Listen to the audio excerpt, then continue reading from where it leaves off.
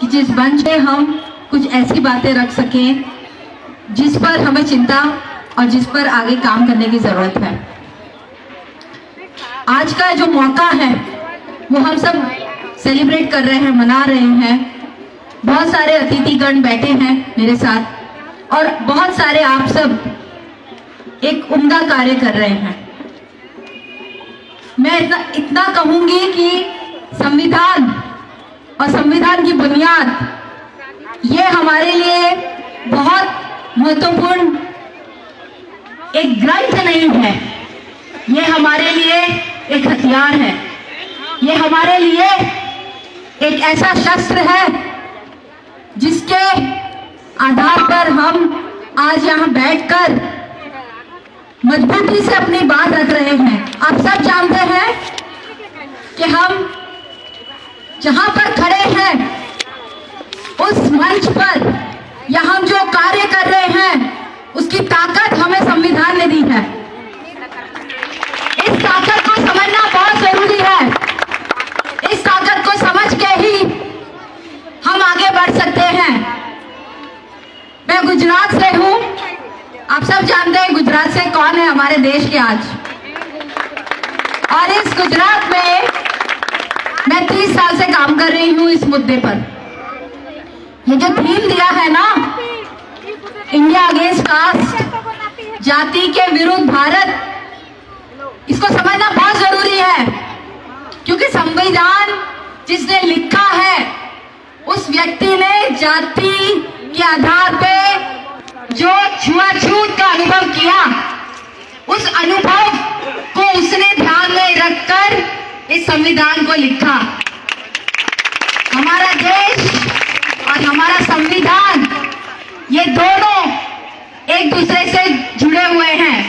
देश का शासन इस संविधान के आधार पे चलेगा, सही है ना। अब मुद्दा ये है कि हमारा संविधान जो पूरी दुनिया में सबसे सर्वश्रेष्ठ संविधान है, हमारा संविधान इतने सारे अध्ययनों के बाद लिखा गया है, पर जब बाबा साहब ने ये संविधान लिखने की शुरुआत की तो इतना आसान नहीं होगा। हम ये भी जानते हैं कि बाबा साहब को चुनाव लड़ना पड़ा, क्योंकि आप चुनाव लड़ेंगे, आप जीतेंगे तो ही आप कॉन्स्टिट्यूएंट असेंबली में आएंगे ना। किसने उन्हें टिकट दी? कांग्रेस ने दी, कोई पार्टी ने नहीं दी। एक पार्टी थी जिसको याद करना बहुत जरूरी है, वो है मुस्लिम लीग। अगर बाबा साहब संविधान नहीं लिखते तो आज हम यहाँ बैठे होते? कोई नहीं बैठा होता, या हमारी जो स्थिति है वो बहुत बदतर होती।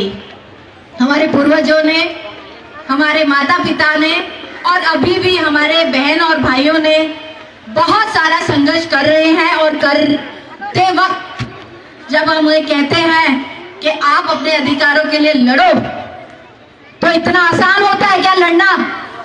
कानून मिला, संविधान ने हमें कानून मिला, संविधान ने हमें अधिकार दिए। अभी प्रियम्बल पढ़ा ना हमने सभा की शुरुआत में, उस प्रियम्बल की बुनियाद, वो बुनियाद संविधान के आधार पे है। और प्रियम्बल को समझना, उसके साथ जुड़े रहना, ये बहुत महत्वपूर्ण काम हम सबको करना है। हमारे स्कूलों में, हमारे शैक्षणिक संस्थानों में संविधान नहीं पढ़ाया जाता। मुझे पता है जब मैं छोटी थी, स्कूल में पढ़ती थी, हम लोग एक प्लेज करते थे, बस एक प्रार्थना, एक प्रतिज्ञा करते थे। संविधान को समझा जब इस कार्य में जुड़े। और कौन सा कार्य, उसके बारे में बताना चाहती हूँ। मेरे पिता सरकारी अधिकारी थे। मेरे पिता उत्तर प्रदेश के थे, अब वो नहीं है, जीवित नहीं है। और हम गुजरात पहुंचे जहां मेरा जन्म हुआ। और मैं आपको इतना कहूंगी कि जब आप अपना एक प्रांत छोड़ के दूसरे प्रांत में जाते हैं तो एक डर लेके जाते हैं। आप उड़ीसा से गुजरात आते हैं, बहुत मजदूर आते हैं, बहुत सारे कामगार आते हैं। हमको पता है क्योंकि कोविड जब हुआ था उस दौरान मैंने देखा कि बहुत सारे उड़ीसा के श्रमिक थे, कामगार थे जो वहां पर रुक गए थे। और लॉकडाउन हुआ, आप सब जानते हो, है ना। लॉकडाउन में क्या क्या स्थिति हुई हम सब जानते हैं। तो मेरे पिता को एक डर था, एक अधिकारी होने के बावजूद उन्हें डर था। किसका डर था? कि कोई हमारी जाति को ना जाने। जाति का जो डर है ना, वो अधिकारियों को भी है जो हमारे समाज से हैं। और मुझे पता है कि ये डर है ना, ये हमारे अधिकारियों को पीछे रखता है। और यहाँ पे इतने सारे अधिकारी हैं जो इतने महत्वपूर्ण जो बात है वो करने के लिए यहाँ बैठे हैं, तो ये इनका भी बहुत बड़ा सम्मान होना चाहिए। ये बहुत बहुत महत्वपूर्ण चीज है। और मैं मानती हूँ कि मेरे कार्य में मैंने बहुत सारा जो काम किया वो गांव में किया। और जब गांव में हम जाते हैं और वहां पर लोगों की स्थिति समझते हैं तो दुख होता है कि हमारा देश अभी भी जाति व्यवस्था से बाहर नहीं आया। हमारे मोहल्ले, हमारे गांव बटे हुए हैं। हम लोगों के जो गांव हैं, वो हमारे जो मोहल्ले हैं वो एकदम बाहर है। छुआछूत एक बड़ी समस्या है, जिस पे मैंने, मेरी संस्था जिसकी मैं निदेशक थी, 2010 में जब हमने 98 प्रकार की छुआछूत का अध्ययन किया 1689 गांव में, तो हमारी सरकार ने कहा कि ये, गुजरात सरकार ने कहा, जो तब वो मुख्यमंत्री थे, कि आप एक गलत आंकड़ा लेकर आए हो। ये जो आंकड़ा आपने डाला है, ये आंकड़ा सच्चा नहीं है। अब छुआछूत तो खत्म हो गई भाई, संविधान आ गया, हमको अधिकार मिल गए, कहाँ अब चिंता करने की जरूरत है? सब समान हो गए। क्या हम सब समान हैं? अभी भी कागज पे हैं, संविधान में हम हैं, लेकिन अब जब जाओगे और अभी भी हमारे लोगों को एक एक परेशानी का सामना करना पड़ता है, पानी का सामना करना पड़ता है कि पानी नहीं मिलता उनको पीने के लिए। हमारी औरतें कितना दूर चल के जाती हैं पानी भरने के लिए, क्योंकि पुरुष तो मिल जाएंगे। सही बात है ना? तो ये जो पूरा मुद्दा है, एक एक मुद्दे को समझना बहुत जरूरी है। और मैं मानती हूँ कि जब मैंने संविधान पढ़ा, जब मैं वकील बनी, तो मैं मानती हूँ कि संविधान को गांव-गांव तक ले जाना है।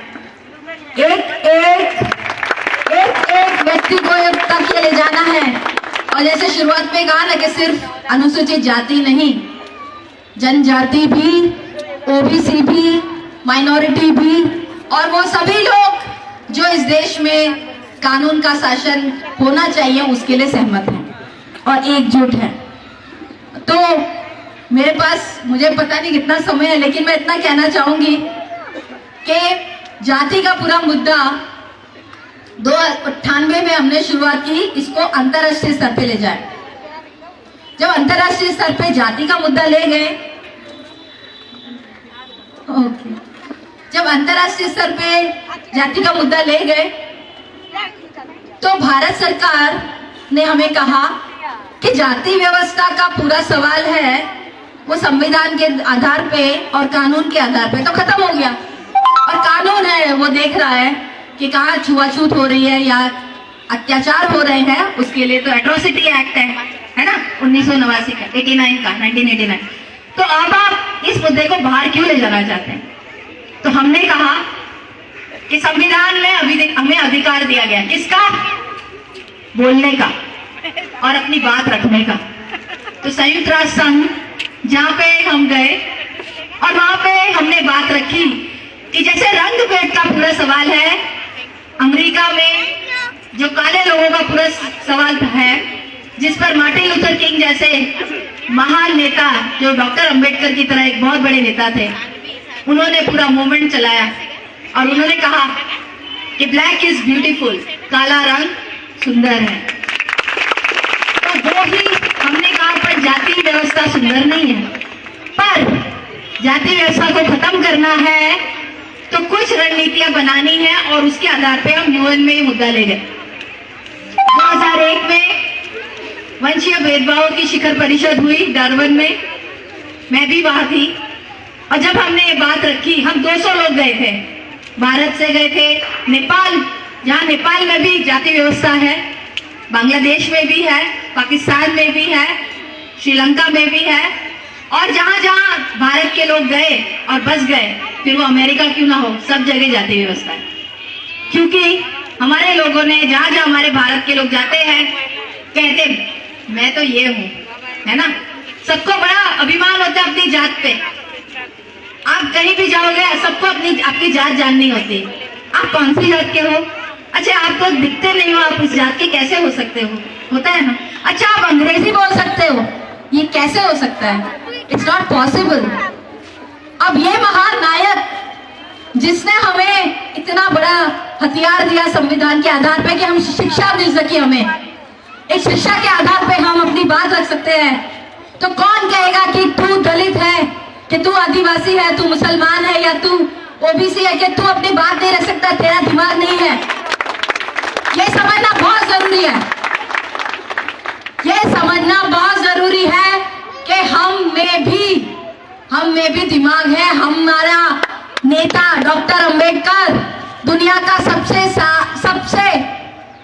शक्तिशाली व्यक्ति, सबसे स्कॉलर्ड आदमी, राइट, सबसे ज्यादा जिसने डिग्रियां ली हैं, उस व्यक्ति को जब हम मानते हैं तो हम गर्व महसूस करते हैं। हमें proud, we feel proud about it, we feel proud that we are Dalit. हमें कोई शर्म नहीं है, क्योंकि हम दलित बने, इसके लिए हम जिम्मेदार नहीं है।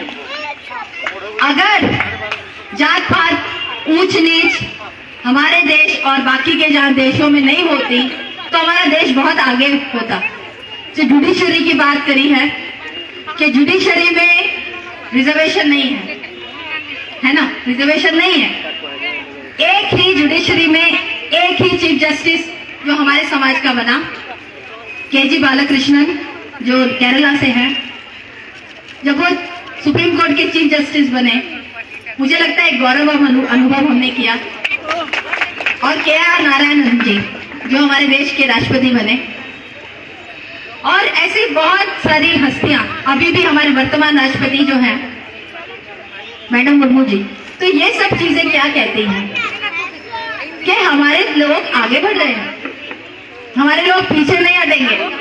हमारे लोग में जितनी समझ, जितनी जागरूकता आई है ना, दूसरे आंदोलनों में नहीं आई है। पर कुछ चीजें हैं जिसको समझना बहुत जरूरी है।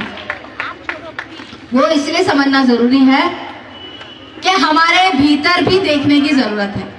संविधान ने हमें समानता का अधिकार दिया, तो संविधान में समानता का अधिकार मिला, लेकिन हम वो समानता का पालन क्या कर रहे हैं या नहीं? भारत देश में 6000 से ज्यादा जातियां हैं।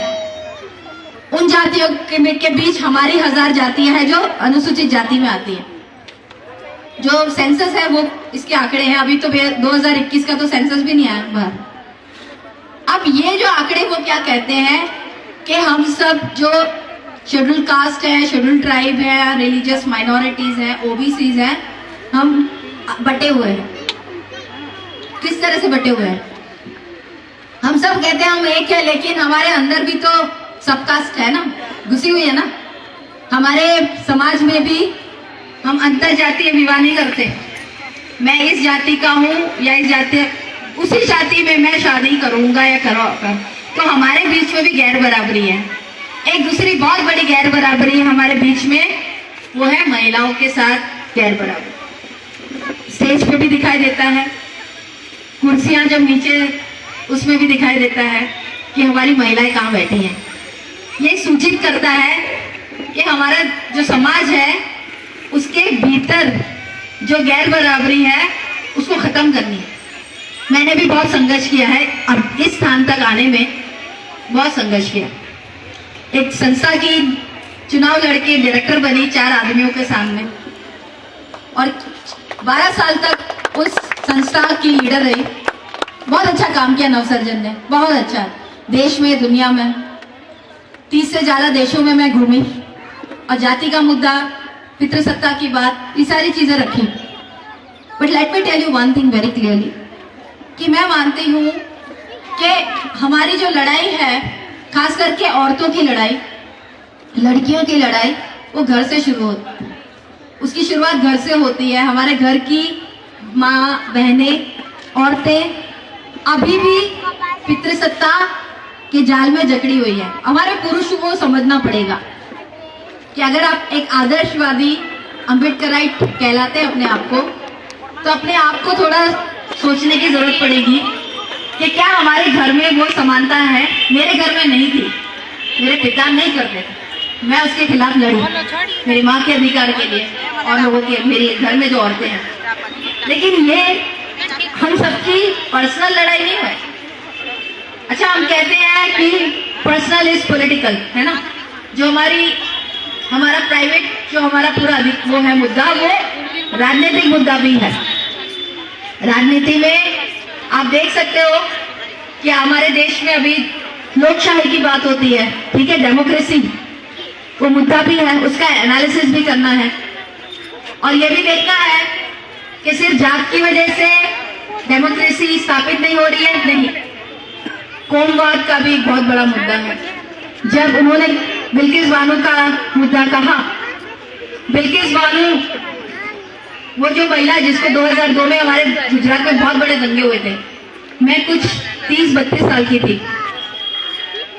पापा ने घर से मुझे निकाल दिया था। क्यों निकाला? क्योंकि मैं ये काम नहीं छोड़ना चाहती थी। तो जब मैं अकेली रहती थी, अभी भी रहती हूँ, तो बिल्किस बानो की तरह बहुत सारी लड़कियां, बहुत सारी औरतों के साथ बलात्कार हुए गुजरात में, बहुत ज्यादा हुआ था। हम लोग कुछ गिने चुने लोग थे जिनको लगा कि भाई हम रिलीफ कैंप में जाएंगे। रिलीफ कैंप में एक चीज आपको बताना चाहती हूँ कि रिलीफ कैंप हर स्टेट में, अब जैसे गुजरात की बात करते हैं, तो रिलीफ कैंप पहली बार नहीं कि एक पर्टिकुलर जगह पर रिलीफ कैंप बन गया, नहीं, जब भी दंगे होते थे उन जगहों पर रिलीफ कैंप बन जाते थे। और मैं एक रिलीफ कैंप की लीडर बनी जिसका नाम था दरियाकांड गोमठ। एक स्कूल थी, म्युनिसिपल स्कूल, जिसमें 5000 से ज्यादा मुसलमान लोग, औरतें, आदमी, बच्चे, उनको वहाँ, मतलब आप क्या समझेंगे कि एक ऐसी जगह थी जिसमें सोने, मतलब आदमी लेट भी नहीं सकता था, इंसान, ठीक है। और उस जगह पर जब मैं गई तो गेट के बाहर एक आदमी बैठा हुआ था, उसके दोनों पैर जले हुए थे। तो मैंने उनको पूछा कि आप गेट यहाँ क्यों बैठे हो? तो उन्होंने कहा कि मेरे लिए अब क्या रखा है, मेरे 14 परिवार के लोग थे जिनको जला दिया गया जिंदा, मैं अकेला हूं। हमारे पास जो कागज आते थे, हमारे पास जो पोस्टमार्टम रिपोर्ट का जो नोट आता था, उसमें क्या लिखा होता था? अनआइडेंटिफाइड बॉडी, मतलब कि इस बॉडी को हम पहचान नहीं सकते, इस लाश को, क्योंकि लाश क्या थी मालूम है? लाश राख थी। तो जो नफरत है ना, वो जो ये मूल्यों की बात करते कॉन्स्टिट्यूशन में, उसका खात्मा हो जाता है। तो वो जो नफरत की जो चिंगारी आग बनी, उसमें हजारों से ज्यादा मुसलमान खत्म हुए, औरतों के ऊपर बलात्कार हुए, बहुत खराब स्थिति में आ गए। हमने कोशिश की कि हम उन जो लोगों ने अपने बारे में जानकारी दी कि हमारे परिवार में क्या नुकसान हुआ, हमारे परिवार में कितने लोगों को मार दिया गया, उनके बारे में जानकारी लेकर उनको हेल्प कर रहे थे। और मैं जब अहमदाबाद में घूमी, अलग अलग जगहों पे भाषण भी एक जगह दिया, तो डर समझ पाई लोगों का। तो जहाँ पे मुसलमान रह रहे थे, वहां से उन्हें वो भाग गए, और उनके जो घर थे, जो किराए पे रहते थे, गरीब मुसलमान थे, उनके जो घर का जो दरवाजा था उस पे लिखा था कि कहाँ चले जाओ, समझ गए आप, ये देश तुम्हारे लिए नहीं है, पड़ोसी देश में जाओ। और माँ बहन की गालियां, और गैस के सिलेंडर, केमिकल्स, उन सब का इस्तेमाल किया गया था घर को खत्म करने के लिए, तोड़ने के लिए। मैं कब्रिस्तान गई, वहां एक औरत मिली, मुसलमान औरत, कुछ एक विधि करते हैं ना, कुछ पवित्र पानी से छिड़कते हैं। तो मैंने उनको पूछा कि बोलती मैंने बहुत सारी लाशें आ रही थी, तो 14 लाश तक का मैंने किया, पर एक लाश ऐसी आई जो ऊपर से नीचे तक बंधी हुई होगी, और शायद वो औरत ने मतलब अपने आप को बचाने की कोशिश की, तो उसको जला दिया गया। तो उस पर जो रस्सी थी उसके निशान थे। बोलती उसके बाद मैंने छोड़ दिया, मतलब मैं नहीं कर पाई। जो गड्ढे वहाँ खोदे गए थे, अलग अलग गड्ढे थे जिन पे तख्ती लगाई थी। एक था कि आदमियों की लाशें, एक था औरतें और बच्चों की, और एक बहुत बड़ा गड्ढा था जो था अनआइडेंटिफाइड, यानी पता नहीं कि आदमी है, औरत या बच्चा। तो आप समझ सकते हो कि हमारी क्या स्थिति हुई होगी उस समय। बहुत हिम्मत चाहिए, बाबा साहब ने हिम्मत दी है, सच में कहती हूँ। किसी को मैं मानती हूँ तो सिर्फ बाबा साहब को, और किसी को नहीं। और मैं इतना कह सकती हूँ कि उस दौरान जो काम किया, बहुत दुख, बिल्किस को भी हम जानते हैं, पर हम इतना कहेंगे कि वो बहुत हिम्मत वाली औरत है।